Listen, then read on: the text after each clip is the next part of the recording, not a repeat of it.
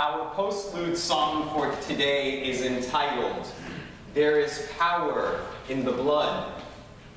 And our gospel reading, which I just read, is about denying yourself and taking up your cross. Now, a few years ago, where I was on my spiritual journey, if I was sitting in a church and I saw those titles and those themes in the bulletin, I would have bolted for the door. And it is because that at that time I did not fully understand the significance of the blood and of the cross. You see, in my upbringing, in the church where I grew up in New York, we had a huge 20-foot crucifix at the front of the church. And it was of Jesus, wounds fully exposed and blood dripping. My parents had a much smaller version in their bedroom, right opposite their marital bed.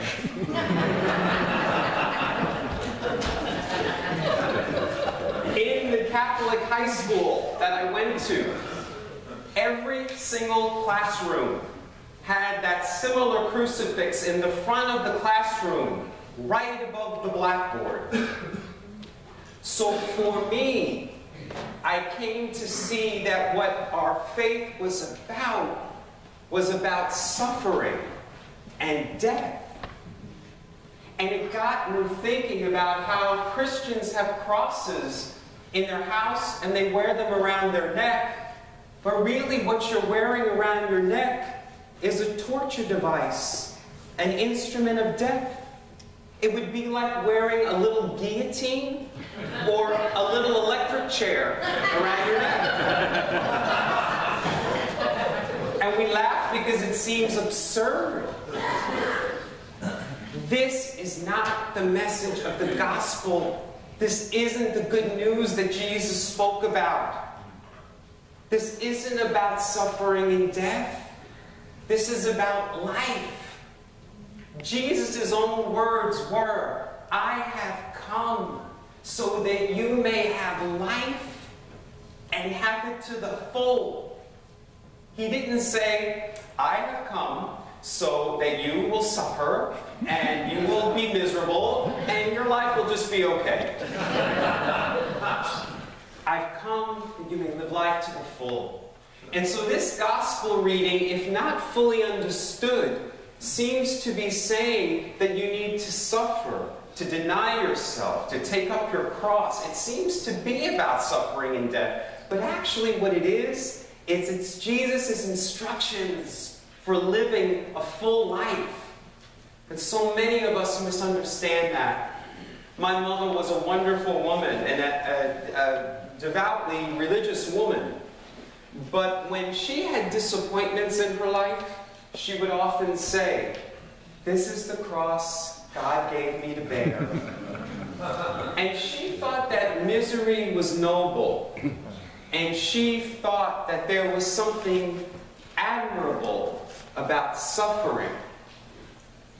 I hear this as well from gay and lesbian Christians who say that they lived in the closet for so long and that they married someone of the opposite sex, and that they repressed their true nature because of this gospel passage, which they believed was telling them to deny themselves, and that this was their cross to bear. And we hear this a lot during the season of Lent, because most of us who grew up were told during Lent that we needed to give up the things that brought us joy, as somehow that would bring us closer to God. I think of the Christians of old who wore hair shirts and would whip themselves because they believed that pain and suffering would bring them closer to God. Do you believe that Jesus in this gospel is telling you that you are supposed to suffer and you are supposed to deny yourself and you are supposed to not live lives of joy? And that that's going to make you closer to God? I think Jesus is just saying the opposite. Jesus is saying, I want you to experience life to the full. I want you to experience life of joy and harmony and peace and abundance and prosperity. When Jesus is talking about denying yourself, he's talking about denying those things that are getting in the way of your living a full, peaceful, happy life. Those are the things that we want to deny. Today's words of integration that Lynn read for us by Reverend Polly, I think explain it so well.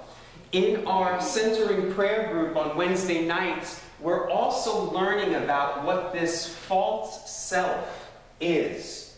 Richard Rohr talks about this. Thomas Keating talks about this. What Jesus is saying about denying ourselves is denying our false self.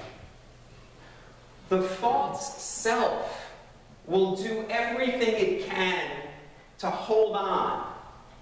You heard Reverend Polly talk about these out of ego experiences, which she says we all should have. Notice in her story this morning, she said that when she was there for her friend in her time of need, her ego evaporated. She wasn't thinking about her own needs. She wasn't planning her day. She was fully present with her friend, and her ego vanished. That happens to us when we serve one another. It also happens to us when we see a beautiful sunrise, or we hold a newborn baby in our arm, or we're petting a cat. We feel so at peace and in harmony and joyful. That's our true self. That's our God self. We want to have more of those experiences. So the ego knows that if we discover that divine self within us, then it doesn't have a purpose anymore. And it doesn't want to die. It wants to hold on. It wants to keep you in fear and worry and doubt and anxiety and lack. It wants to keep you there because if you discover your God self, then it doesn't have a purpose anymore. The season of Lent is not about denying ourselves chocolate. How is not eating chocolate getting you closer to God? How about we do what was suggested in our unison prayer this morning? Because those things will get us closer to our God self. Those things will get us closer to living lives of peace and joy and harmony. How about giving up complaining for 40 days? How about giving up the need to be right for 40 days? How about giving up being anxious about life or worrying about things for 40 days? When you deny that, then you live that life that Jesus talked about. It's not to make you suffer. It's to make you understand that those things that you're crucifying are your false self, so that you can resurrect your true God self that's within you. In today's gospel, Jesus gave us the instructions for doing that. He said, set your mind on divine things, not human things.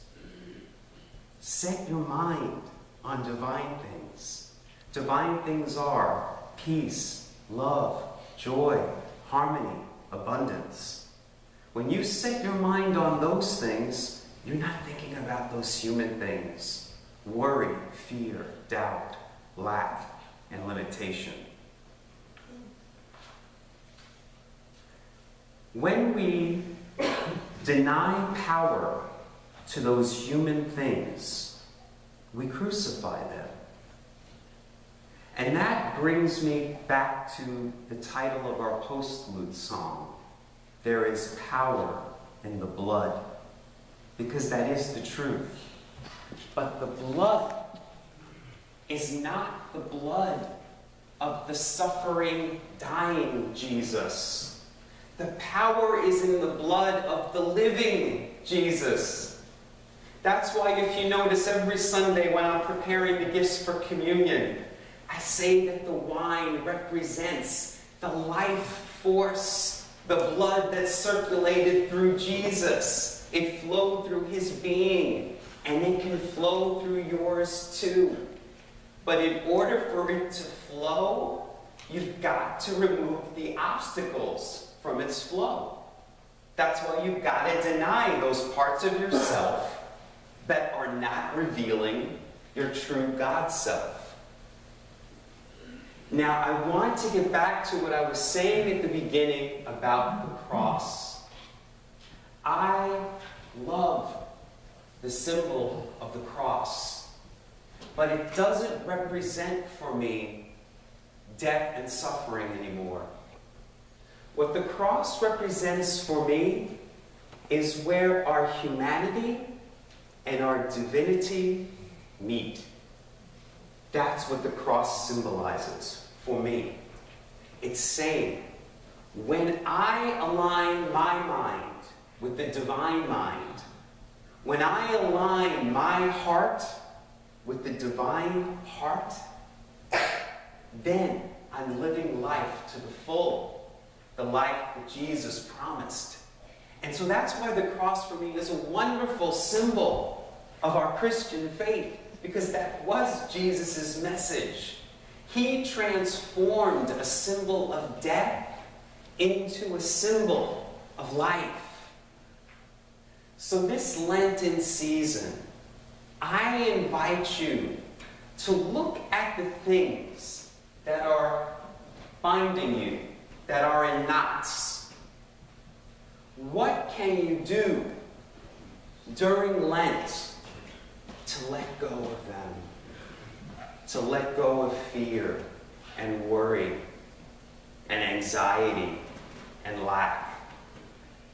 Because when you crucify those things, you will resurrect at Easter time this amazing life, this new life that Jesus promised. A life of peace, love, joy, and harmony. Namaste.